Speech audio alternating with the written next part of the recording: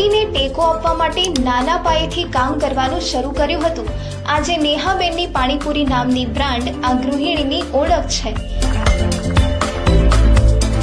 જામનગરની નેહા જેઠવાએ સફળતાના આ સ્તરે પહોંચવા માટે 14 વર્ષ સુધી સંઘર્ષ કર્યો। વાસ્તવમાં નેહાબેનના પતિ એક પ્રાઇવેટ મોલમાં જોબ કરતા હતા। વધતી મોંઘવારી વચ્ચે નેહાબેન અને તેમના પતિને હંમેશા પોતાના સંતાનના ભવિષ્યને લઈને ચિંતા રહેતી હતી। આવી સ્થિતિમાં રસોઈની શોખીન નેહાબેને પતિને ટેકો આપવાનું નક્કી કર્યું। તેમણે સૌપ્રથમ વેજીટેબલ સૂપ બનાવવાનું અને વેચવાનું શરૂ કર્યું, પરંતુ તે સિઝનેબલ બિઝનેસ હતો જેની માંગ ઉનાળામાં બિલકુલ હોતી નથી।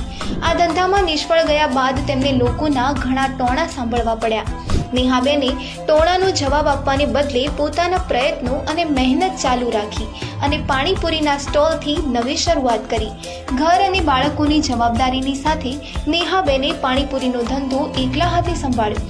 સ્વાદ અને હાઇજીન સાથે ક્યારેય સમાધાન ન કર્યું। ન તો કોઈ બિઝનેસનો અનુભવ હતો કે ન તો ઇન્વેસ્ટ કરવા માટે ઘણા પૈસા હતા। માત્ર આવડત અને આગળ વધવાનો જુસ્સો હતો। તેમની મહેનતનું જ પરિણામ છે કે આજે નેહાબેનની પાણીપુરીની શહેરમાં 2 દુકાનો છે અને તેમના હાથના સ્વાદની આખા શહેરમાં ચર્ચા છે। નેહાબેનના પતિ પણ આજે નોકરી છોડીને ધંધામાં સાથ આપી રહ્યા છે। પૈસા કમાવાની સાથે નેહાબેનને નામ પણ કમાવ્યું છે અને